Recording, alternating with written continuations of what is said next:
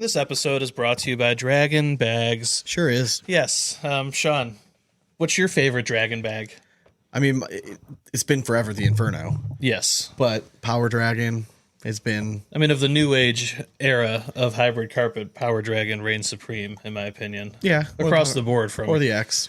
Yeah, I just mean like from everyone else's hybrid carpets. Oh, yeah. It's, I mean, the best one I've ever thrown. Love throwing it. Why don't you just throw it too? Go over to dragonbags.com today, pick yourself up a freaking sweet set of bags. You won't be disappointed in any of their designs or the way it throws, all right? Give it a whirl. They have a bag for every type of thrower, including the world's greatest cornhole bag because, well, it's the greatest cornhole bag. If you want to throw it straight and hit nothing but four baggers from here on out, head on over to Draggin Bags today, baby. Typically my line, but... Yep, see, but I remembered it. After all these years, Sean, I finally memorized... He just wanted to say it once. Your line, yes. So again, join the Dragon family. Head on over there today. We're cool. We're nice. Hell yeah. And we're extremely good looking. And if you want to be good looking too, throw Draggin Bags. Cornhole it.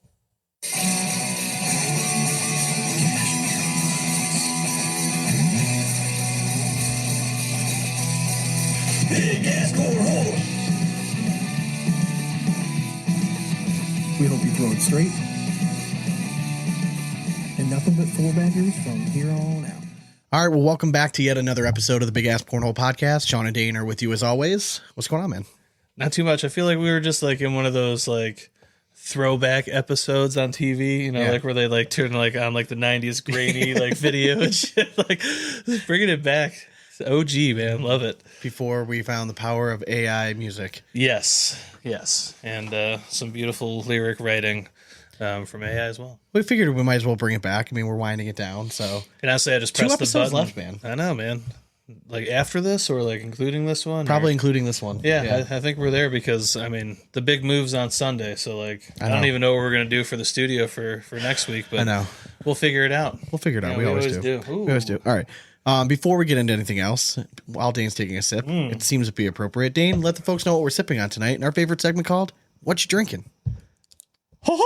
What you drinking? It's only fitting. Another Miller Lite. I did think for our final though, we need to have a proper like go get some good IPAs and do a quick review because it's been a minute, but like I'm also trying to not drink that many IPAs because you know they make you a fatso. So like you can't be crushing like 12 of them every Monday. All right, that's not a good thing. All right, so we have a lot to get to. More audio gold as you would. It's gonna be our finals world recap episode. So we have singles, doubles, women's doubles. Worlds was this past weekend. I know. Sean, why weren't we there? We weren't invited. Stevie's, just a whole bunch of stuff. There was a few things that happened. We got a dramatic reading. But before we get into all that, we're gonna let you know what's going on in our lives. A segment we call In and Around the Hole. Are you too good for your home? Answer me!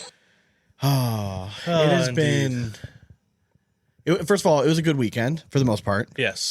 Started off well. Yeah. I was busy as hell, especially all last week. I was off work, just kind of gearing up for the new job. Had my first day at the new job today. Oh, yeah. I think I'm going to love it. It's more of just getting used to new stuff after 12 years. It's just like... very weird, but it's like it's like you're back in school again. You gotta learn shit a little bit. And it was funny because apparently like the physical therapy world in general must not be very tech savvy. Yeah. Or the people who had tried this job before me like did not like grasp that stuff because they were very heavy into like, this is a lot of tech. Like we're going to roll it out very slow. And like, I already had 90% of the stuff they wanted me to have set up like last week. And they're like, oh, like you're familiar with it. I'm like, oh, that, and I'm like not an idiot. Like I can, if I don't know something, Google, I can go. I'm gonna go find the answer somewhere and figure it out. Like I'm not like completely computer illiterate. I've taken full advantage of having you around, like doing this stuff, so I didn't have to look it up. But when it comes to work stuff, I can figure it out. I mean, there's also a YouTube video for everything. 100%. If you need to figure something out, there will be a step-by-step instruction on YouTube that you can just find and just do it. Trust me. Yeah. So just learning how to all to manage that stuff. But and then this weekend was super busy. We went to Waldemere on Saturday. Yeah, I mean, before that, we golfed Friday. We did golf Friday. Yeah. We golfed Friday morning. We did. Both great morning tee time. We were the fourth group off the course. The first one done. Very nice of the 3 groups in front of us to let us pass. Yeah. One group tried holding it out. They held out a little bit. It started getting a little annoying on the back 9 because we caught up to them and we were on their ass a little bit. We weren't trying to be, but we were just playing well. And I think they let us finally pass on hole like 16 for whatever reason. Just drove me nuts. I was fine with just waiting it out because they weren't moving slow. I'm like, no, they were picking all right, up we're the good pace at this too. point. Yeah, they're fine. And then like I felt rushed after that, but we which both definitely sucked. Both played well. Yeah, I mean, I wasn't too mad. I couldn't putt for shit, which was like super frustrating because I've been putting the lights out the last like probably 3 weeks. And ironically, I feel like this was the first round all year that I actually putted pretty well. This is the first time in my life that I started off an 18-hole round with a birdie. Yeah, which was fun. But then by hole 3 I triple bogeyed, just bring it right back. But it was fun just playing well. And I hadn't really played much at all leading up to that. Yeah, which helped.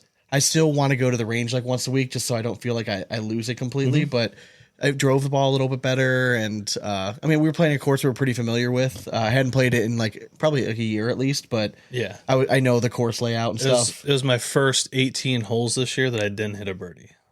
Is that right? Yep. Okay. I've hit a birdie in every single round this year except I had 2, missed, but I also had 2 double bogeys, so that kind of nullifies that a little bit. But I was like right around 80. Like I was very happy with the score. So like that's where I'm at now. I'm good with that. You know what I mean? Like as long as I'm not anywhere close to like the 90 range, I'm very happy. And for me, it's like just if I can get the fucking ball off the tee, because like everything now like 120 and in, I feel very comfortable with. It's just the long irons and some of that stuff. But again, like I'm trying to be nicer to myself. Like no one is supposed to hit like a long iron perfect every single time. If you get it on the green, correct. Amazing. Like, exactly. If it's besides anywhere that, around close to the green, then correct. You're good. But it's nice. For a long time, I did not feel comfortable with anything inside of like 50 yards. Like there was that weird like pitch range. Oh, you're starting to get some zip on it too. Well, that's what now I feel like I can actually step up, and I'm like trying to leave myself like, all right, if I have a par 5, like I'm good with leaving it anywhere within 120 yards. I feel like I can put it somewhere on the green, or if I'm within 60, 70 yards, I'm going to put it pretty close. Yeah. Yeah, no, I was definitely loving your pitch work and stuff. It was nice. I was just hossing the ball all day. Like every iron was 20 yards further than I usually hit it. I couldn't believe. Now you were drawing it, and like it was very, very nice, but I couldn't believe because the last year or so we've hit about the same club. Yeah, about for irons. Historically speaking, you've always been like at least one club past. But then we got up to a point I started hitting the ball better. We were hitting about the same club. Dude, you were hitting like 2 clubs less than me all day. I mean, you were getting 30 yards more than you were. 185 par 3, and I hit a 7 and made it middle of the green. Yeah, that's what I'm saying. I mean, I hosed it. I'm like, I don't know where it came from, but I definitely think the ball striking is back to where I want it. Even like the draw, I was starting to figure that out a little bit more. Yeah. And you didn't have any you had like maybe 1 or 2 like pool draws, but everything else, like I said, you hit the ball very well, and your drive was great. So I mean, we played well. It was fun to get out, play at a good pace. Like no one's in front of you. It's beautiful morning out. You know what I mean? Like I had no stress. My kids were at school. My wife was at work. Like that's like I think that's just the solution for me to play well. It's just just carefree. Yeah, carefree. Just go out and have some fun. Yeah. So it was a good time. And beer free. Yeah, it was beer free weird. morning. I mean, that's if I golf that early, I'd never want a beer. No. Like No. maybe a Bloody Mary on a Saturday, like Correct. after the round or something, Correct. or like at the turn if it's like 9. But but we had plans, and then Friday night we ended up going to the Irish American Club. Yes. Listen to one of our favorite Irish bands, New Barleycorn, with a whole crew of us. Like we had like 15 people up there. We rolled deep. Yeah, it was fun. Me and Dane ended up getting 4 beers for free. Yeah, it was not on purpose, by the way. We went in there, we went inside, and we made the mistake of going inside to order our beers. They had a bar outside. The line was forever. We're like, you know what? We're gonna be smart. We're gonna go inside. Wasn't that long of a line, but the 2 ladies behind the counter were approximately average age of 96. Yes. So I handed her my credit card. I got 4 Smittix. She went to go swipe it. Didn't work. Swiped it again. Didn't work. She's like, I think I need to reset the system. She touched something on the screen and it locked them out of the system. Yep. And neither one of them knew the password. So they had to turn around. These are volunteers. Correct. And they're an Irish sweethearts. American club. Yes. And they turn around and they're like, I told them straight away. I'm like, I don't have any cash. Like, do you have an ATM? They're like, we don't have an ATM here. And then they're like, no more. And she's like, well, I already poured them. You just go. We're like, okay. So we scooped up our beers, head out. So that was just a great start. Now, for the record, I did pay for the beers at the outside bar later. Of course. Yeah. But when I told them what happened, they only charged me for 2. Oh, okay. So Fair. Okay. I was like, all right, we'll call it square.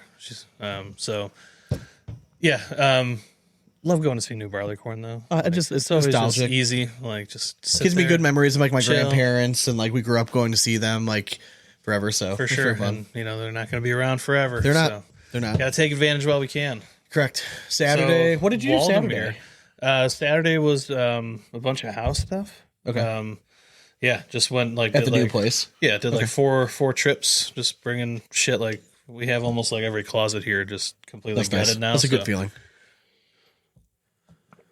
Yeah, and then moved the Christmas tree over, all that stuff. So, like get it all over there, and then then we just hit up like a Mexican restaurant for dinner and crushed some margs and came home and went to sleep. Nice Like, little Saturday. wasn't anything crazy.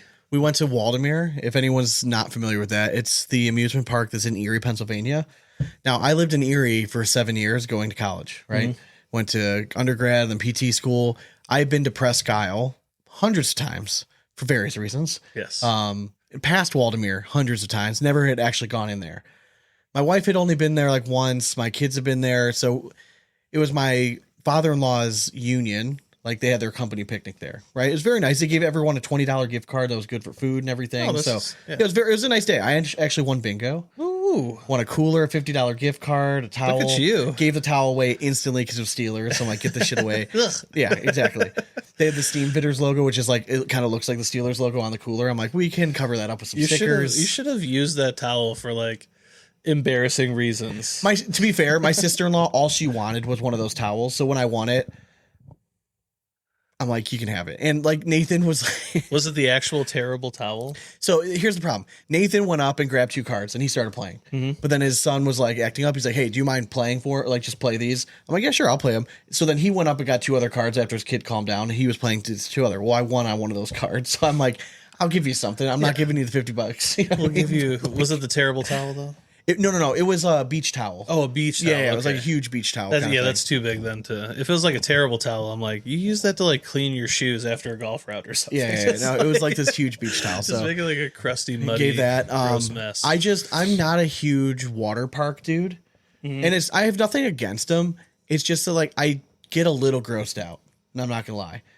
And by the know who's in that water. 3rd or 4th Band-Aid I saw floating in front of me in the wave pool, I was kind of done.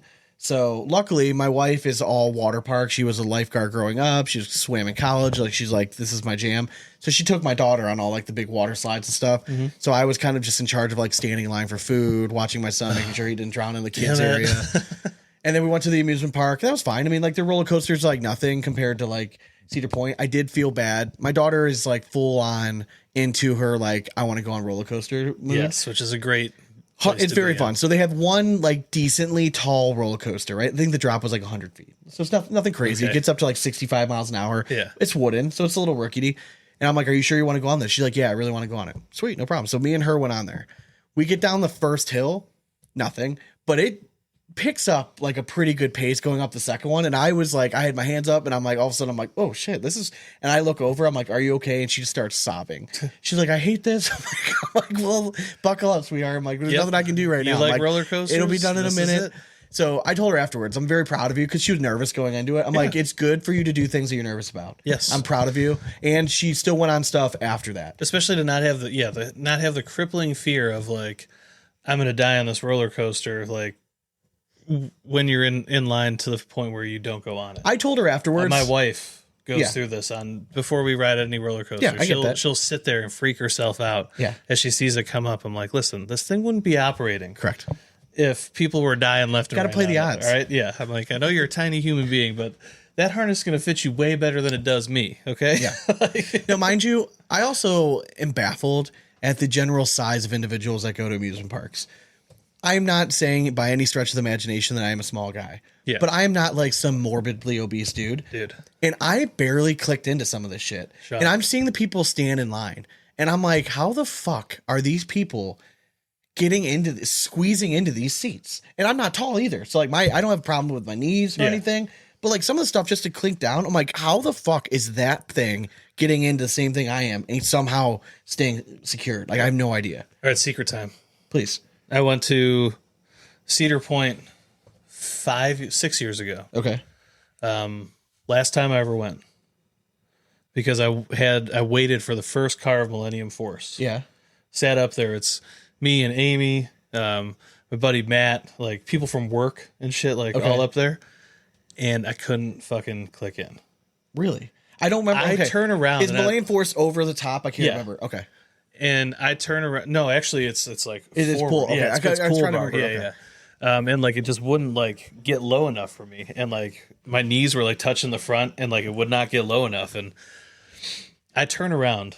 There is a 400-pound man clicked in this fucking seat behind That's me. why I don't understand it, man. So they literally, so they tell me, they literally tell me like, sir, you can't ride. Like you're too big. And I pointed right at this fat fuck behind me. I'm like, how the fuck is this fat fuck on here? And I can't fit. And he's like, well, you know, some people just fit. I'm like, so you don't make them for broad-shouldered, like burly men, you fucks? Like, Jesus Christ. Like, dude, it was so like demoralizing to me because I love roller coasters. Yeah. The one place in this world that I never have to worry about it, fucking Disney World or Universal. They do it right. Cedar Point, though, dude, I don't know if I'll ever go back. I like it's fucking like I could not believe it because I'm same thing that you're saying, walking around seeing all these huge people, couldn't believe it, getting on rides, and I couldn't fit on like my favorite roller coaster there. And I'm like, you know what, fuck you. And I waited 2 hours for that fucking front row. 2 hours. Yeah, I get it. And rant, dude. I was so believe fucking pissed. I'm like, Amy's like, are you okay? I'm like, I just want to fucking leave. Like it was the second roller coaster of the day that I couldn't fucking go on. I'm like, I'm good. I can literally just drive home now. Yeah, could not believe it. Yesterday started off okay. Had my brother and sister lined up staying at our house. All the kids were actually like behaving, getting around. Like, shout out to our boy Matt from the AKL, Mr. Hardbarger himself. He drove to my house, picked up all, like we donated like probably like 30-ish sets of bags. Oh yeah. He runs a bunch of like kids camps throughout the years, and he was looking for bag donations, so we donated like 30 sets of bags for him. He brought donuts over, which you did not need to do, by the way. Sweet invite, by the way. Exactly. You know, I live around the fucking corner. Sorry. I couldn't get told that Matt was coming to town. Like 5. What the hell? That's true. But he, to be fair, he came up, he grabbed the bags, he was there for 5 minutes. Ironically, when he pulled up, me and Nate were outside playing mini bags. Yeah. Just, I don't know. Like I could be like, I feel like mini bags was like it's meant for you. Yeah, man. Your like, tiny hands. Dude, like sense. even Nate was like, he's like, are you this good on normal boards? I'm like, no, I'm not. Like but like it's kind of fun. Like you actually be able to hit some shots and do that stuff. But roll bags. Yeah, cut so bags. Donated that stuff. My wife and kids they were all getting ready to like go to the zoo, and I was trying to weasel my way out of it. Yeah. Right when I was going upstairs to change, my phone rang. It was my mom, and she called me in a panic. And apparently my dad was having some sort of like an episode while he was at the gym because he's a psycho and goes to the gym all the time. And he ended up having like a TIA, was hospitalized overnight. He did get discharged today, so he did all good. Seems all to be good doing well. Clear-ish bill of health. You know what I mean? He's got to make probably some changes in his life, but so just happy that all turned around. But it was not exactly the day wasn't that I wanted. weaseling out that you wanted. Yeah, and it wasn't what I wanted the day before I was starting my new job. Like I already had like a certain amount of anxiety and stress in my life. And my wife, when I got home yesterday, she came down and just sat next to me on the couch. She's like, "Are you okay?" I'm like, "I'm fine." She's like, "You're not. You're doing like you're staring off into the distance thing." She's like, "I know you well enough." She's like, "Are you okay?" I'm like, "No, but like, what are we gonna do? Like, sometimes you just suck it up and you gotta deal with shit in your life. And I'm gonna wake up, I'm gonna go to work, and I'm just gonna fucking just bite the bullet." Luckily, it helped that we kept getting positive reports throughout the day that it sounded like he was going to get discharged. So, but yeah, it was just like, I'm sure if I checked my blood pressure this morning, I might have been right up there with Dad. So, but yeah, it was not a great day. So needless to say, I needed this very badly. Yeah, I mean, I was there with you. It was almost to the fucking day of when Mom had her shit last Almost, year. yeah. 2 days away. That's Two fucking days. Tomorrow is the anniversary. It's the 1 year anniversary. Valerie said, she's like, so next year we're traveling for the entire month of August. Like we're not doing anything. Fuck this shit. Yeah, dude. we're not doing like Jesus she's like, this Christ. is ridiculous. Because that's what she said. She's like, isn't it almost like a year anniversary of your mom? I'm like, I know it's somewhere close. I don't remember exactly the exact date it happened. Like I kind of not to think about that, but like it was like when Mom called me, I was like, we're about to like go meet up with them to go to the casino. Yeah, casino, yeah. And like go have a fun afternoon. And they feel terrible about that, by the way. Dude, and they need to drop that just shit. because like, I don't really give a shit. Mom's like, his birthday present has been pushed back like 10 times. And I was joking with Dad in the hospital. I'm like, if you didn't want to go to the casino with Dane, like you didn't have to fake this shit. Jesus, Dad. He's sick of watching me win. No, but that doesn't even matter. Like, good Lord.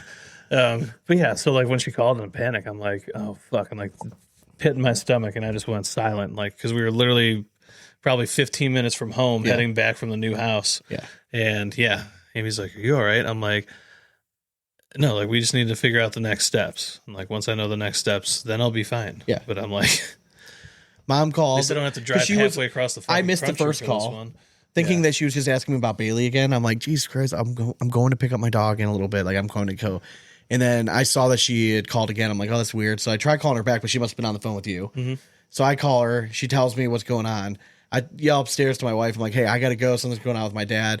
And then I get there like probably 2 minutes after her. And she's like, how the hell did you get up there fast? I'm like, you have no idea how fast I was going down Backley. When I called you, you're like, I'm going like 70 down Backley right now. I'm like, okay, be safe.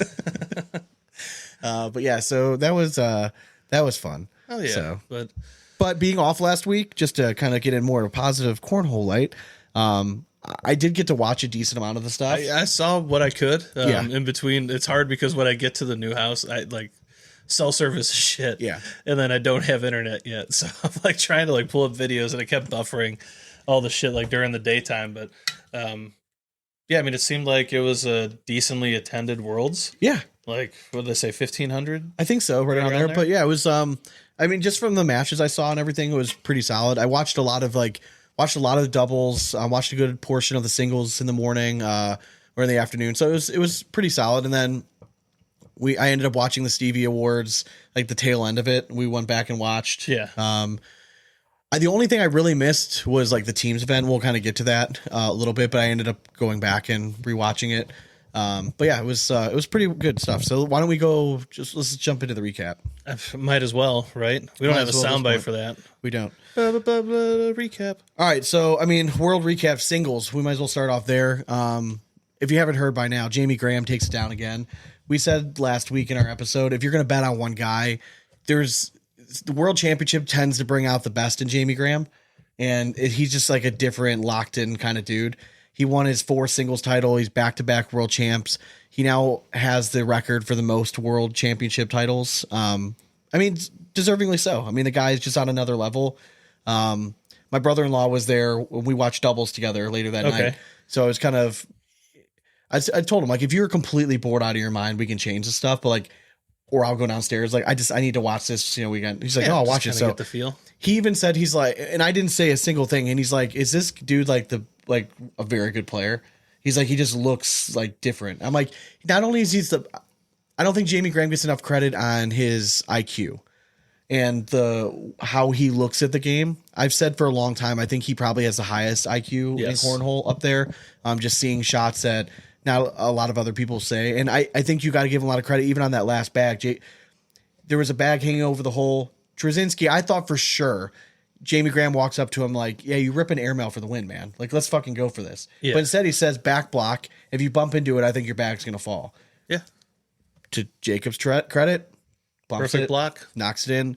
Now, I do have to say, Michael Gonzalez was put in a very difficult situation. He was a match official and we'll get to doubles a little bit, but I thought he did make the right call.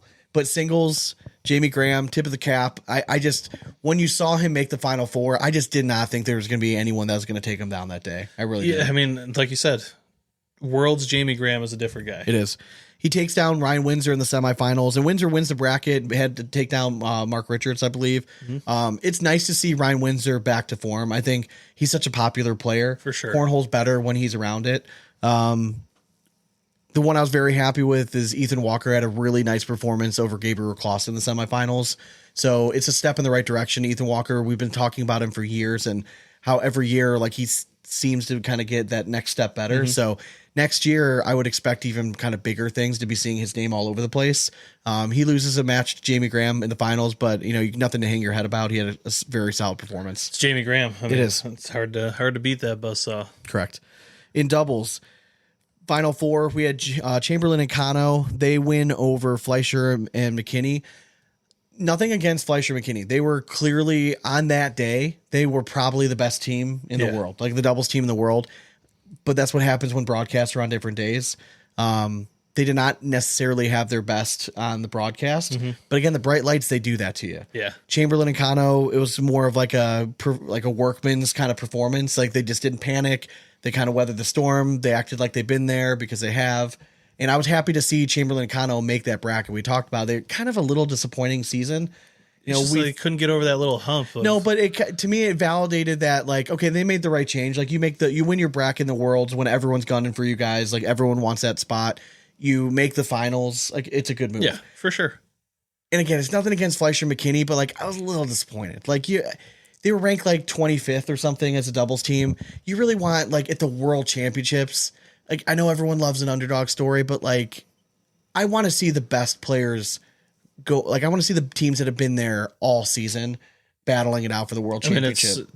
We said it in the past. It's Fox winning the Open. Yeah, you know who's going to remember that. And I told my brother-in-law, I'm like, if these two young guys win, it's great for them. But like in 2 years, I don't think anyone's going to remember who won that. Yeah, right. It's just one of those situations. And again, they're very talented players, but again, like they're boring. Like there's no emotion. It's like it drives me crazy when I see that. Yeah, we already went through the Creek Killer phase. We don't need that again.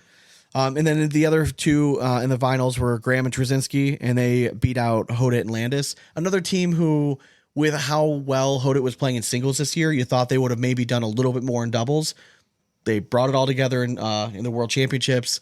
They kind of got waxed a little bit by Graham and Trzynski, but you know, everyone was nothing to hang your hat on. And you guys made it there, won your bracket. Yep, and then the finals, obviously Graham and Trzynski win over Chamberlain and Kano. Yeah, in a match that it looked like it was going to be the same as the semifinals, but credit Chamberlain and Kano, they started battling back, and you hate to see it. Like, Chamberlain's been so good all season. He just did not have his best in doubles that day. Trzynski gave him a lot of opportunities in that match to score points, and Chamberlain just did not. It just did not. Now, here's my question to you. Yeah. If I were matching up, now I know that they typically do arm inside, arm outside, and they've stayed like that all season. Gavin Kano's immensely talented. We've been saying this for years, but I think that in that situation, I would have liked to see my alpha player playing against their alpha player match up. So my only argument for that is you're kind of going like blue chip, who's like boat race on either side, you know? So like you got Graham versus Kano, who's going to score more points there over, and again, Chamberlain, Trzynski. Trzynski is a phenomenal player too. I mean, obviously he's won a singles title before, and I'm not trying to take anything away, but Trzynski hasn't been like on his game as much this year. And with him missing early, I feel like in that situation, and again, Monday quarterback, right? Yeah. If Trzynski's missing all these backs to the left and Kano is getting points and his confidence building, I think we get a Kano that's like not missing. But when he's gripping the bag a little tighter because he's going against Jamie Graham and he feels like he can't make one mistake or Graham's going to pay for it, I just feel like maybe Chamberlain could have handled like that situation a little bit better. Yeah. But ultimately, again, you live and die by it. You have faith in both of your guys. Chamberlain could have scored points against Trzynski early and made it more of a match. That didn't happen, so it obviously is going to happen. But honestly, like Graham Trzynski, you know, they did the bag swap too, which is a big point because I was actually surprised at how many bags cooked for Chamberlain and Kano with the bags that they were used to throwing on that main stage. Like, I was very surprised at how hot some of those were coming out for them. So so they had to change bags. So they were throwing a darker gray in the semifinals. Yeah. And then because do they have to throw black? Because Chamberlain and Kano were the higher seed, they got to decide the bag. So they forced them to change bags. Didn't it seem like some of them just like they looked at it, they're like, shit, man, that 100%. And again, Chamberlain and Kano, it's not like they just did this to the Worlds. They've done this consistently all season. We've seen them do it before. Yeah. That if they know that the other team and they can force them to change bags, they make them change bags. And again, it's their right, like it being the higher seed. So what's the lesson learned here? Didn't matter. Always have like your dark set of bags should just be black and your light set should be white because that's what you're gonna have to throw if you make the main stage. Yeah. And then there was, you know, the drama in the middle of that game. You alluded to it before. Yeah, so The foot foul heard around the world. Now, I know the crowd was really like getting into it, saying, yelling a little bit, saying it was very heavy. It was obvious that the crowd was behind Graham and Trzynski. Yeah. Right? Very obvious about that. And they were kind of yelling that it was a mistake. And then I think Trzynski was also kind of feeding off the crowd and was not. So I'm impressed that he was able to rein himself in enough. Mm-hmm. And when they showed the replay, it was a foot foul. It was a foot foul. Like, sorry. Now, I didn't know what had happened. I hadn't really seen a whole lot on Facebook about that match. And I purposely was staying off Facebook because I wanted to go into it fresh. I made a comment to my brother-in-law, and I wish he was sitting right here. But I told him, Trzynski has a history of foot fouls. He just tends to, his foot's so close to the edge, and he just tends to like lose his balance or wiggle a little bit. Sometimes it's an issue. And sure as shit, halfway through that game, boom, that was a big turning point. Gives up 3 points, then all of a sudden, like Chamberlain and Kano start scoring some points, and you're starting to think like, oh shit. And then they get to 15-15. Correct. And correct me if I'm wrong. Isn't that how they lost last year in a match? Because Trzynski foot fouled and like they gave up a comeback. It's something like that. But I was very impressed that they were able to kind of collect themselves, pull it together. When Trzynski is cooking, he's one of the most entertaining players to watch.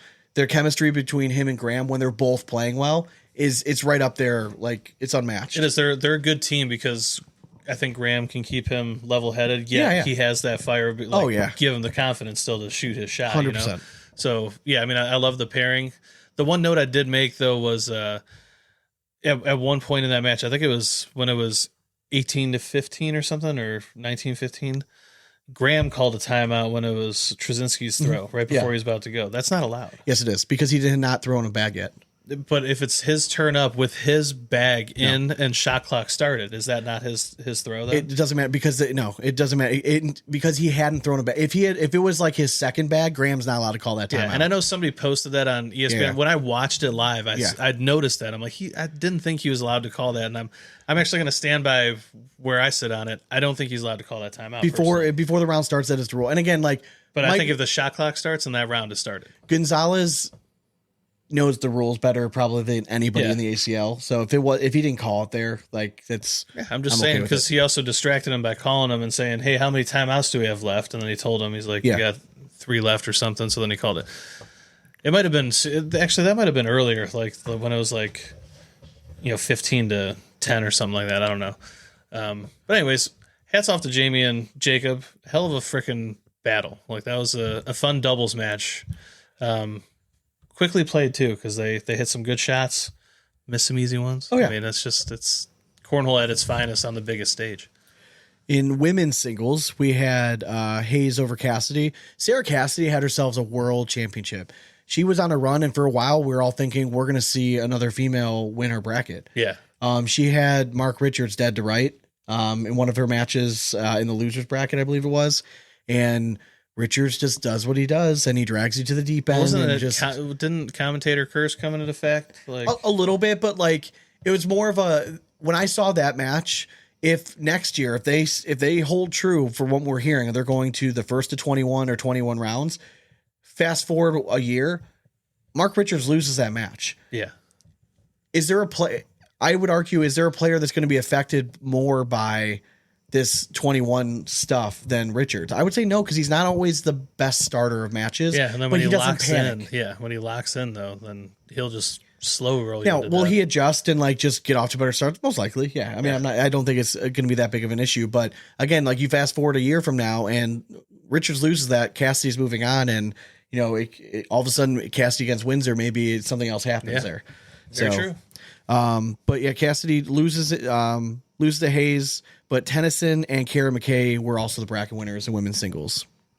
Matt Guy, he takes down senior singles. I think he's won every seniors event that he's been in pretty much this year. Sounds about totally right. fitting. I think actually Jeff Reynolds won one of them. Okay. I did find it very funny though. Matt Guy in singles and doubles had made a post right afterwards that he's 0-4 on the most important day of the year, and he just put a trash can there. So I mean, you hate to see it, but at least if nothing else, at least he gets some sort of a title out of it. Yeah, it does suck, but hey, it happens. Now, you watched the trick shot contest. I did, yeah. That's the one thing I missed. But I didn't get to catch tons of it, but it was cool from what I did see. Our boy Tommy Sliker, one of our new favorite dudes, he took it down. It was a pretty loaded bracket though. I mean, it was Sliker, Kingsbury, Hodit, Fabinar. I mean, all like entertaining players for sure. And like honestly, the winning shot was that like inflatable air mattress over like 4 bag, like bounce off the air mattress into like an air mail. It was cool shit. Like it was cool to witness like somebody doing that live, like not like doing it in their backyard 1,000 times, until they finally make one. This was like first bag, boop, nailed it, walk off. Like it was I can't remember which commentator it was. I can't remember if it was Ione or Brandon, but they were talking about the night before singles was being played. And Sliker knew that if he won his first game, he had Jamie Graham in the second round. Yeah. And he went up to Jamie at the bar and just started chirping. And they had some pretty good chirping back and forth. So I was definitely keeping an eye on that match because I posted like in the live chat, I'm like, if Sliker wins, we're definitely getting a new song. And how fast will that new song come out? Spoiler alert, he didn't win. Graham ended up winning it. But yeah, I thought it was very funny. No, so you mean Graham didn't have to like battle all the way through the losers bracket? He didn't. So women's doubles was perhaps the most polarizing. It was the most talked about moment besides the Stevies, but we'll get to that, people. All right. Correct. All right. So women's doubles is only going to be best characterized if we start off with a dramatic reading. Okay, let's do it. Do you want the soundbite before? Oh yeah. In a world where bean bags have brought men to their knees, social media serves as sanctuary for keyboard warriors. Time for the dramatic readings. This was on Addicted to Cornhole. Brian Puhala. What a complete embarrassment for the sport. I don't even need to post the names. Everyone saw it, and we sure heard them as they never shut up, even when the other two were mid-throw. All right, so I'm going to name them just so that you guys know. He's talking about Miranda Coy and Lori Dool Griswold, okay? Or as we call her, Lori Dool. They take down Cassidy and Cheyenne Bubenheim in what so I watched it because I saw the post and I'm like, okay, something happened in this match. I'm going to stick around. I'm going to watch this doubles match. It was pretty late at night, but I'm like, God damn it, I need to see what happened. And I was watching the match and I didn't understand what everyone's big problem was. There's past history between between Dool, Coy, and Cheyenne. Right. Yes. It's very clear they don't like each other. Cheyenne looked annoyed the entire match. But what Coy and Dool do is they talk the entire match. They're hyping each other up. They're not yelling anything against the other team. Miss this bag.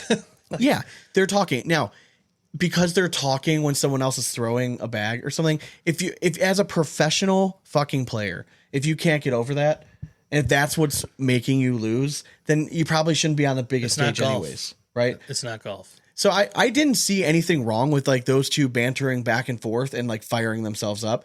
What I thought the worst fucking thing in the world. Now, Dool was playing gamesmanship.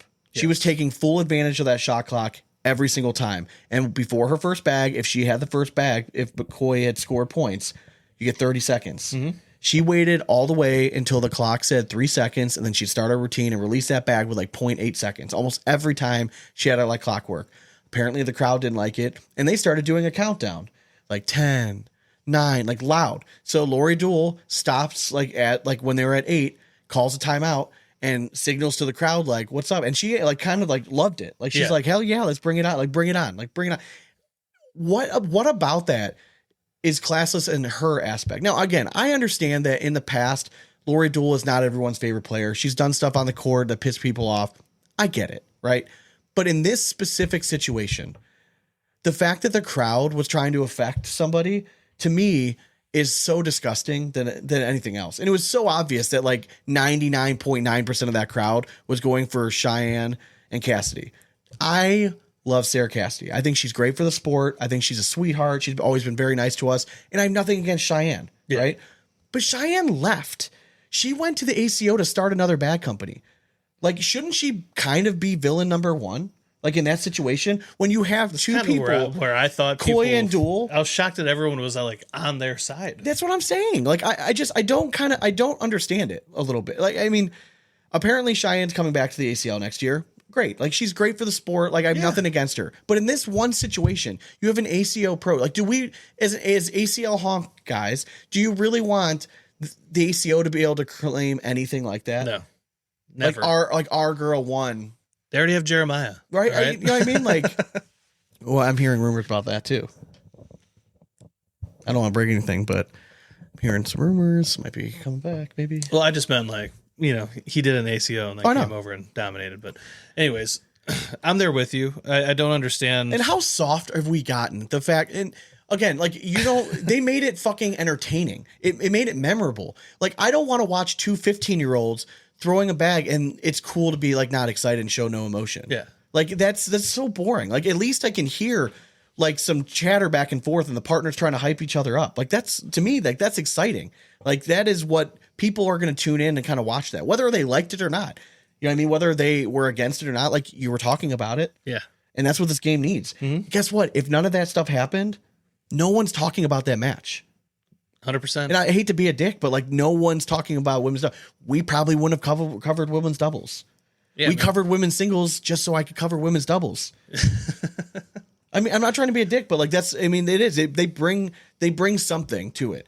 Whether or not you completely agree to it, for them, people saying that they're bad for the sport, you are so fucking out of touch with reality. It's unbelievable. Yeah, even if you don't like Lori Dool, Batman still needs a Joker. All right? Superman needs a Lex Luthor. Yeah. Like, what the fuck are we doing here? Like, you still need a villain, and even if you don't like it, fuck, like, who gives a shit? And you know what I love about about to those complain two? about it. They're just playing cornhole. They don't give a fuck what you guys Exactly. think. They do don't. not care. They don't care. They actually thrive off it. The worst thing the crowd could do was go against her. I think if they started cheering her on, I don't know if she has the same performance. But the fact that she felt like her back was against the wall and I got to lock in and do this. It's that Bill's Mafia mentality, people. All right? I guess. Like, you gotta watch out for it. But I love Coy and Dool. I think they're great for the sport. We've had them on the show 100 times. I'm hoping they might join us next week. I was hoping to kind of get them on this week, but it's so hard after they're traveling back from Worlds. I really wanted them to do a dramatic reading of all these posts against them. But here's my question to people at home. Why was it okay for Ruben and Power, when they were making their epic comeback in doubles, to be yelling back and forth, Jordan Power mouthing off? Like, why is that okay? Because they're guys. But that's what I'm saying. Like, why is it okay It's for fire, that Sean. situation? Exactly. That's what I'm saying. It's tasteless if it's a woman doing it. Fuck off. Like, it's a sport in both realms, people. All right? I'm telling you right now, you would not want to go to a blind draw, because what they do, no. that is literally my game. 100%. Like, that's 100% what I guess do. what? If they're throwing, I'm still chatting with you because I don't fucking care. Yeah. like I like to chirp. And again, I'm not chirping at an opponent, it's but not I'm against the rules. People, hyping my right? partner up. You know what I mean? Like, if they miss the first bag, oh, there we go. There's our points. Let's go. Let it run. I think the whole thing's very telling that every complainer just clearly doesn't like Dual Koi. And it was either, I would love to go, like, to find out, like, most of the people that are complaining, I suspect they're probably ACO people. Probably. I'm assuming. Yeah, they could be ACO. I mean, I don't want to. No, again, I know Lori has had her run in with a lot of people, and I think she would be the first to admit that she kind of knows that she's rubbed people the wrong way in the past. But in this particular match, I didn't see anything that like was so glaring that was like bad for the sport. Like, I thought, this is fucking great. Like, this was awesome. This is what the game needs, a little bit of this, so that it is a little bit more exciting. It felt like a little bit old school when people were actually not afraid to show emotions when they're playing. Even going to Graham Trzynski, watching that, I loved both teams in that final. I didn't give a shit who won. Yeah. I found myself cheering a little more for Graham Trzynski just because they had a little more animation to him. 100%. Like, it's the draw is what it's there for. And Dual Koi, go in, get it done. Stop complaining about it. They do it for every tournament. Like, I don't get like why this has to be any different just because they're on the main stage. It's a tactic. And guess what? It worked. It won them a world championship. Yeah. So tip of the cap to Koi and Dool. Hell yeah. Well done, ladies. Way to be the epitome of worlds. Oh yeah. Women's doubles. Probably the most talked about thing. 100%. Besides the Stevies, Sean. Besides the Stevies. Okay, because everyone cares about the Stevies and who wins. All right, so we're going to rattle off some of the obvious ones. No surprise. If you wanted big, I have it up here too. Okay, so no surprise to anyone. Logan Chamberlain takes down Pro MVP. I mean, it seemed inevitable. I mean, actually, he was the number before one we ranked. talk about this, Okay. we never talked about teams. Do you want to get in teams before Stevie's? I do, because okay, all right, let's do that. There Okay. was just one moment throughout the team thing, and I actually mentioned it on Facebook. Okay. I was gonna do this just to butter him up and then talk about teams and then go into. All right, butter him up. Okay. Butter him up then. That's fine. Logan Chamberlain had a phenomenal season. Yes, 100%. No doubt. If we actually had a vote this year, and we did not get to vote for the Stevies for the first time in their existence because they were all internal votes this year. Fuck you guys. Yeah. Whatever. It's a joke then. Anyways, Logan Chamberlain, no doubt, wins MVP. Colin Hodet had a great season, but like he needed to win that last one. And with Logan taking it down, like it just seemed inevitable. Yep. Team of the year, Mark and Tony, ho hum. It was disappointing not to see them make the finals. Tony Smith did not throw very well at Worlds, and it was kind of disappointing. I'm hoping they run it back next year. I'm kind of hearing rumors that they might not partner up again, but I don't know what's going on. It's not our job to cover that stuff anymore. So, but they've been fun to watch. They deserve to be team of the year. They were nearly unstoppable, it seemed like, for 90% of the year. For sure. Woman of the year goes to Samantha Finley. I believe this is her back-to-back year winning Woman of the Year. I believe. Did she win it over Cheyenne last year? I'm not sure. I thought she did. I could be wrong. I could be wrong, but because I think she did perform better, like in the women's stuff, than Cheyenne last year. Thought it might have been woman. I thought she might have been two back to back. Man of the year goes to Logan Chamberlain. Obviously, the top amateur is Bryce Forbes. He's a very entertaining player. We've seen him a bunch in the TCL stuff. Hell of a player too. Yeah, really good kid. Open Road Traveler, Logan Chamberlain and Gavin Cano. No shock there. They're at Rockwell Award. Very deservingly seem like it goes to Rosie Streaker. Yeah. If you're new to the sport and you don't know the Rockwell Award, I mean, Alan Rockwell was kind of like a staple pro. Beloved by all. Yeah, taken way too early in life. But it just goes to someone that is kind of like the epitome of like what cornhole is supposed to be in the community. I mean, Rosie Streaker seems like a very deserving winner for that. Runner-up was Giselle. Yes, correct. Very right there. Commissioner's Award, whatever this means, Alicia Mullen. She is I don't know her exact title. I don't know if she's like COO, but she's the one that came over for Major League Baseball. I actually got to meet her when she was in Cleveland the first time. Very nice lady. I have nothing against her. I just don't know what the Commissioner's Award is. I think it's whoever gets Stacy to sign off on the winners of this. Or whoever has to babysit him, I guess. Game of the year, Cash Chamness versus Jamie Graham. Makes sense. Shot of the year, Gage Landis with the bar of soap to stay alive. It was a phenomenal shot. Bar of the soap. Now, I knew it was coming. I thought I was going to sneak right by. Pro Leadership Award. Again, I don't really know the dynamics behind it. Rosie Streaker was a 2-time winner, apparently. She won this one. Breakout player. Now, I love Chris Kingsbury, who won. I was really hoping it was going to be Mike Hoffman. I thought he was very deserving of it. But again, nothing to take away from Kingsbury. But to me, Kingsbury broke out like a season or two ago. That's what I'm saying. Like he's been on that stage and stuff, and like people know his name. That's a guy like Mike Hoffman jumped 100 spots this year. Yeah, I just didn't completely agree with it. Again, I'm very happy for Chris. He knows he's 100%. One of our favorite guys. There's no shade. I mean, happy you won still, but like the history of the award, we just assumed it would have went to like Mike Hoffman. Rookie of the year went to Mr. 11, Mr. Richard Nyberg. Seemed very deserving. Had a great rookie season. Comeback player, it seemed like a slam dunk. Ryan Windsor. Mm-hmm. I mean, it was just inevitable. ACL Ironman went to Nadine Dunlap and Joseph Fausick. And the director leadership went to Chris Buchanan. Yes. Now, I do want to say, back to Rookie of the Year. Yeah. Felt like the first year that we've been doing this, that Rookie of the Year wasn't like a runaway. Somebody that was just dominating. Yeah, 100%. Right? Like this is the first year that there wasn't a rookie that like came up and was like winning 2 or 3 opens. And no, I completely agree. Like no one coming out of the woodwork and like just destroying everybody. So I mean, no shade on you, Nyberg. You're a dog. You're super good. But like, just a point I wanted to make. Switching gears just for like a half a second. All right, ACL teams. Yes. Shout out to Las Vegas. It seemed only fitting that they won. They kind of dominated the team's really aspect all year. So shout out to Anthony Kissel, who were really managing the team. Rich Chamness, happy for you guys. Again, like when we had the draft board and we saw them, I think we ended up getting like a B+. Yeah. We liked their team. We just didn't know if like they were gonna have enough firepower to really get through.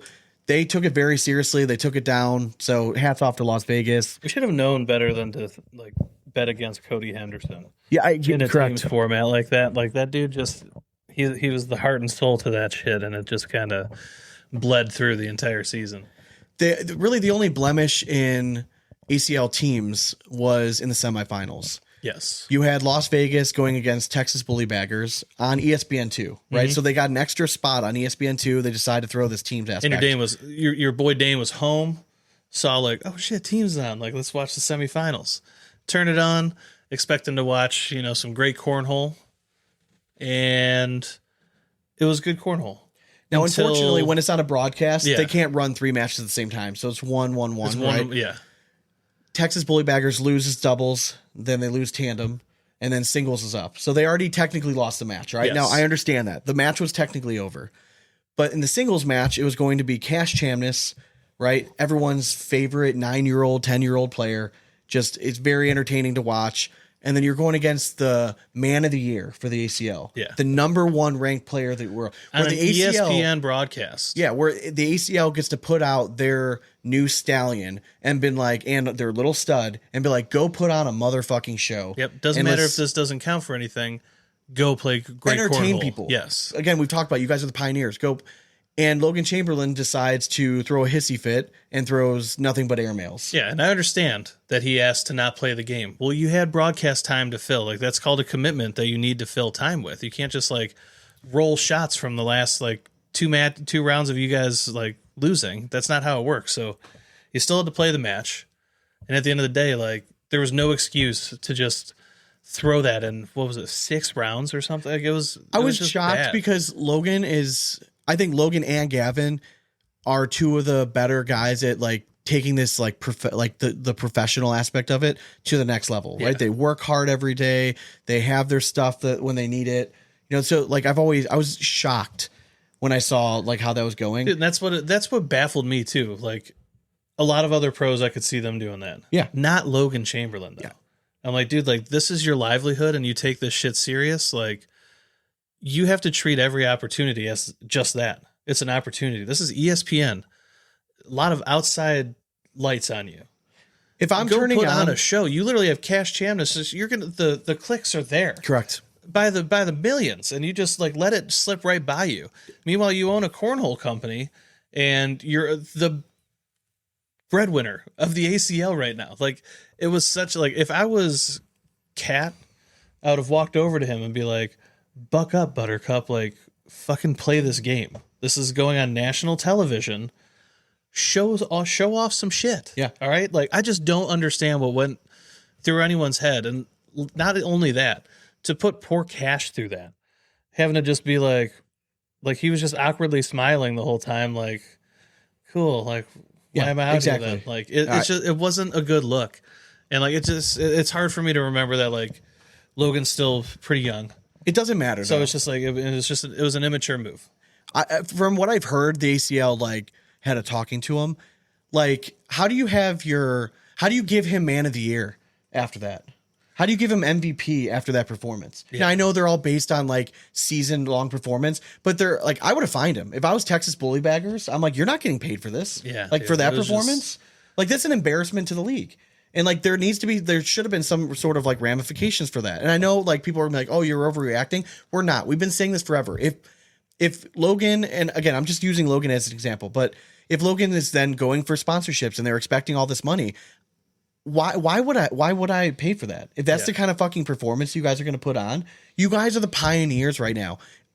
If you want this game to continue going on, you can't have that shit. Because if I was turning on ESPN the first time and I see some guy just like not taking it seriously, I'm like, oh, professional cornhole is a joke. Because guess what? That was a fucking joke performance. It just made, it was like, very disappointing to me. Yeah, and if I were a pro, like I remember when Nate Voyer, right, people were saying he was acting like a clown and not being professional. I hope all the people in the pro chat were just as pissed at Logan Chamberlain as they were at Nate Voyer back there. Keep that same fucking energy. Yeah. Because no, he wasn't like running around and like hyping everyone up, but like he threw a shit performance. And I'm not mad. I'm disappointed. You know what I mean? Which hurts that much more. Sean. It does because like I didn't expect, like you said, I would have expected that from a lot of other players, but not someone who takes the game so seriously. Yeah. And like I hope, and he had a recap and he said something about teams and like how much fun and how they tried. That is fucking bullshit. Like to me, he owes the ACL like a public apology somewhere to be like, I should have done better. Reflecting back, I'm sorry. I let like my emotions get the best of me. We were already knocked out. I was mad. I get it. I get it. Everyone makes mistakes, but you got to own up to it. Don't act like it didn't happen and then like respond to Dane's comment being like, the match didn't matter. I asked not to play. Well, guess what? You're a fucking pro. You signed the goddamn contract. You're on a team. So go play. Like, spare the excuse. If it wasn't on a broadcast, you want to shoot all airmails, I don't care. But it wasn't. Yeah. And we only get so much time. Exactly. And like, that's key time. I mean, you're talking like prime time on a weekday night. There's so many people bored just flipping through channels that you had an opportunity, and then once again, you're going against cash. You both would ball out, and it would just make. And who are they? Who are they sponsored by? What bags do Chamberlain and Kano throw? Oh, BG. Yeah. So I mean, and you did that to the BG owner's son. Yeah. On a national stage. If I'm Rich Chamness, I'm having a stern talking to him. Yeah. Be like, dude, what the hell was that? Like, you also represent our brand just as much as you do the Texas Bully Baggers when you're out there.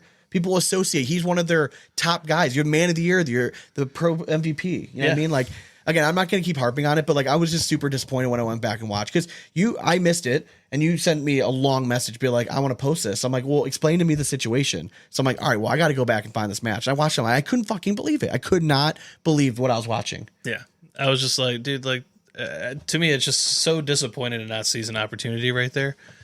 I mean, even if you or I were up there, we would have thrown better bags, and they would have been more entertaining. Yeah. Than what just chucking them down there. Nobody wants to watch us throw bags. We're not good. Yeah. All right. Like, that's how bad this was. So I'm just saying, like, it was very disappointing to see. To the whole pro crew. Like, just look out, think outside of yourself. Like, you're part of a whole thing. And guess what? Correct. You could invest, here soon into the ACL.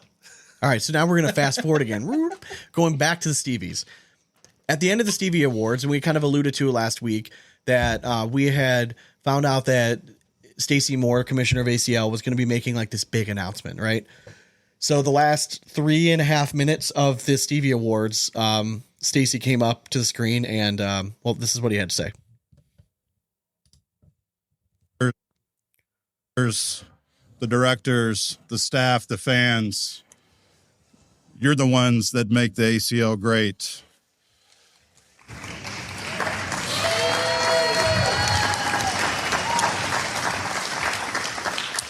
So earlier this week, I missed the first few days. I had the pleasure, the honor of representing our sport and the ACL at a exclusive summit for sports marketing. I was able to be alongside some great brands like IBM, AT&T, Puma, and Adidas, and have a platform to explain to them what makes cornhole great. Can you pause it for a second? It was a great honor. Yes. Why the fuck does it matter? Why does that matter? Why are you name dropping right now? I don't give a shit who no the one gives a investors shit are. why you weren't there the first few days. Like, if Did you come back with a check for $5 million from Puma or from AT&T, and you can announce this giant sponsorship? Fresh Step Kitty Litter could come in and be like, we want to offer you $3 million to be a cornhole sponsor. You take that fucking money and you put Fresh Step on every goddamn jersey. It's what soccer does. I don't give a fuck what company is. It's just name dropping. It is. It's name dropping to try to make it seem more legitimate. Everyone in that room already believes the ACL is legitimate. So like that to me was just like filler time. It didn't matter whatsoever. Yeah, he's just, pumping himself up. I got to talk to really important people. Correct. Continue, sorry. There's hang on. the director, AT&T, We'll Puma, go over the list. and Adidas, and have a platform to explain to them what makes cornhole great. It was a great honor. We got some great attention and momentum coming out of that into next season. Gotta watch out. Stacey with momentum. I'm the juggernaut, bitch. We are very excited for next season. Notice I say we and not I. The ACL is not Stacey Moore. The ACL is cornhole. Yeah. As many of you may have heard a bunch of rumors going around. He's smirking. I am pleased to let you know that we have reached an agreement for a $1.5 million investment in the ACL. Hopefully we'll raise even more than that. We're going to go for it. And I'm happy to let everyone know that George Leith has led that investment and is playing a critical part in the advancement of the ACL here going forward. So thank you, George.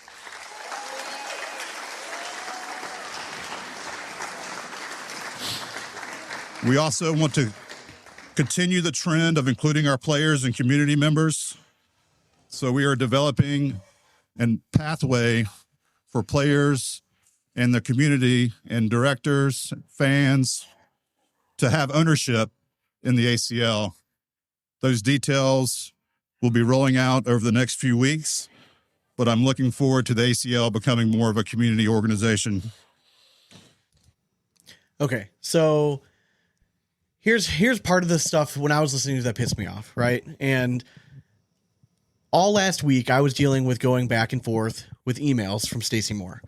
He was not happy. I posted something on Patreon about what I had heard from rumors and from, I thought, very credible sources. So I kind of ran with it. Now, the $1.5 million was included. Now, I want to correct it here publicly that I did have a few things wrong. The $1.5 million was not to cover the ESPN contract. They had they signed a 3-year deal with ESPN. They're in year 2 of that deal, right? So the $1.5 million did not directly go towards the ESPN. From what I'm hearing, though, is that the world's broadcast was in deep fucking shit. All right. And players were not paid after Mesa and had received word they weren't going to get paid until Worlds. So automatically red flags were going up. I've been told that a portion of this $1.5 million was used to bail the ACL out so that they were still able to have the ESPN broadcasts, right? Because they have to pay around like $200,000 for like these broadcasts that go on. Mm-hmm. This is what bothers me about the ACL. Like, they only tell you little bits and pieces. All right, so you bring in an investment group, $1.5 million, and then you make a statement saying that you want the ACL to be more of a community, and you're going to open up opportunities for players and directors to invest in a league. If that doesn't scream, holy shit, we're in financial trouble, I don't know what does. And to me, it just screams like giant GoFundMe, like crowd funded kind of stuff. I mean, most like established entities also don't turn to becoming a GoFundMe. And how much do you want to bet that the details that are going to be coming out in a few weeks are going to turn into a few months? Mm-hmm. Oh, and, yeah. You know what I mean? Like, it's just, I'm not going to let everything out right now about what I'm hearing about like the investment stuff. It's just, the ACL was clearly in some financial trouble this year, and they needed some sort of an investment group to come in and to figure some stuff out. I thought it was a little classless of Stacey not to have at least George come up and introduce him like publicly in this. The guy just gave you a shit ton of money. You said his name. Why not at the very least, have the guy go up on stage, wave, shake his hand, or pan the camera to him, something, right? You know what I mean? Like, it just seemed like, yeah, we're gonna throw out this guy gave us a bunch of money. He's heading up an investment team. Sweet. That's not what's actually going on here. You know what I mean? Like, there's more stuff into it, and I'm hoping to get some of these guys on the show next week as like a part of like our final wrap up episode. But I thought that the fact that they didn't even bring George up or pan to him at that moment, I thought it was just like a missed opportunity there. And I just wasn't super thrilled. So, all right, keep going. Continue. I will be around all weekend. Happy to answer any questions. I'll be on the floor tomorrow and Sunday. Feel free to pull me aside as you wish. Finally, I want to thank the entire community of players, staff, directors, and supporters. There have been moments this year where I haven't been at my best. I've definitely struggled with some mental health challenges along the way, and it led me to do some things I haven't been the most proud of. So I want to apologize to Rich Chamness and Anthony Kissel, to the staff for putting you in difficult situations. I just wanted to let everyone know that I'll be better. Now, everybody stick around. We've got an amazing team finals coming up. To be fair, they did finally pan to George at the very end, but Yeah, like at the they kind of very missed him by like 30 seconds. Yeah. I kind of got pissed off about the whole mental health thing. I felt like it was kind of a PR cop out statement, and it pissed me off, man. Like, cause we've all had issues with stuff like that in the past, but for you to come out and just like blame all your transgressions on like mental health, like seemed like a cop out. If you're going to apologize, fucking apologize. Don't apologize. And then, but here's the reason why. Yeah. No, I don't give a fucking shit if you're having mental health issues, if you're getting absolutely fucking plastered so much you can't even walk around, like in Las Vegas and in Cleveland. You know what I mean? Like it's to me, it's such a cop out. Like you had an opportunity to really come out, set the record straight, and instead, like you're making continued excuses. Yeah. And I just right now, if I were an investor, I just don't understand what someone sees in this product and been like, yeah, I'm going to jump in, especially after the season they've had this year. Obviously, they were in financial trouble. If they weren't in financial trouble, they wouldn't be taking on investors. Yeah. And honestly, the hard part's going to be, like you said, the ones that want to see the ACL succeed don't have money. I hope like that they're looking for, in my opinion. I hope that this Few and isn't far just between. a PR stunt, and I hope that Stacey does like get his act together and he does represent the league in a more positive fashion, because whether we like it or not, like he is one of the major faces of the ACL, right? I mean, he owns the fucking league. Yeah. You know, and we had a very long conversation leading up to this.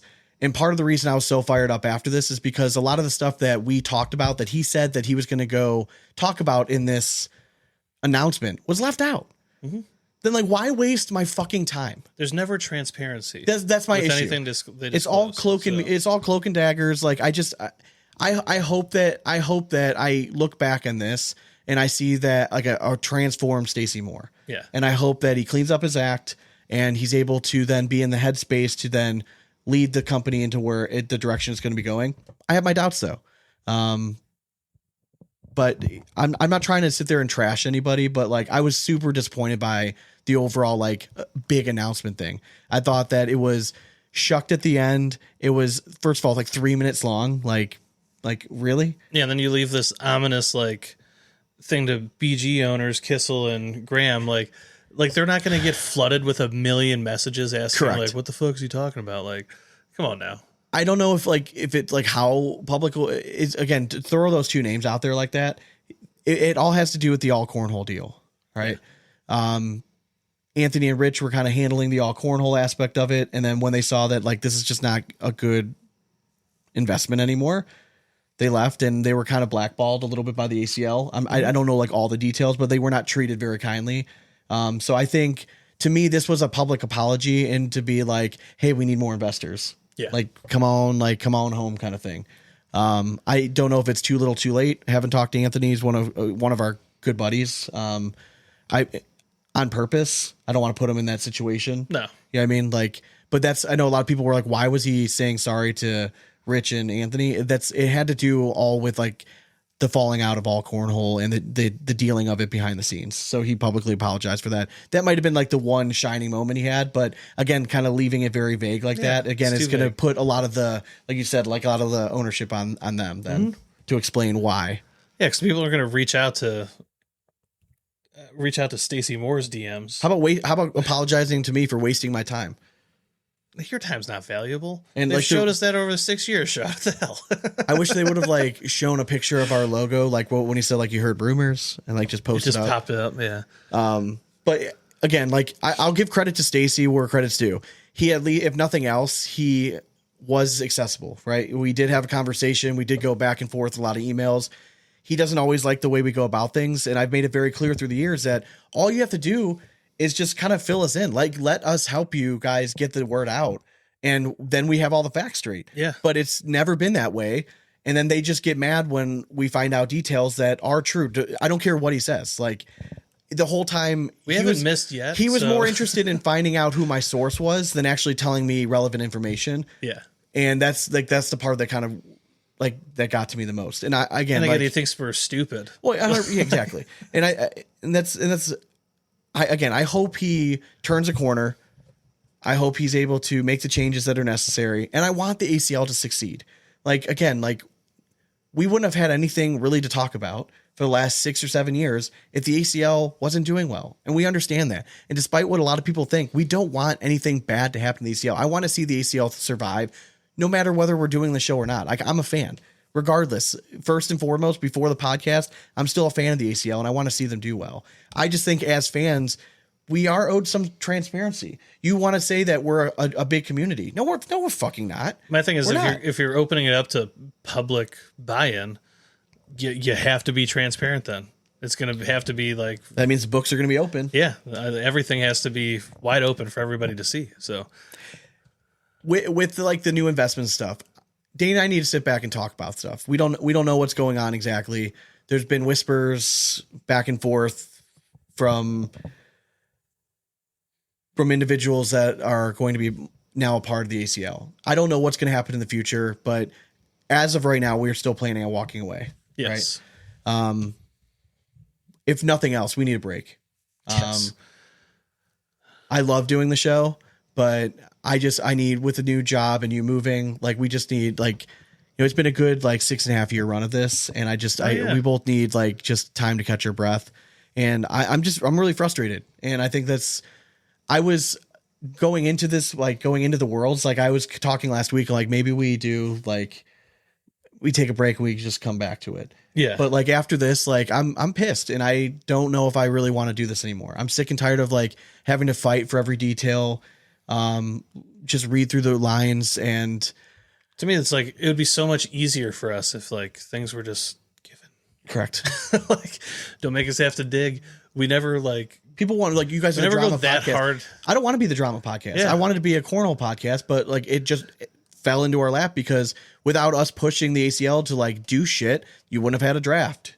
You know what I mean? Like, they were just bad decisions over time. But there's so many good people that work for the ACL, people that I've made very good relationships with over the years, and they're doing such good work behind the scenes. And I hope they continue to do that. So I hope the ACL is able to turn the corner, have a better season next year.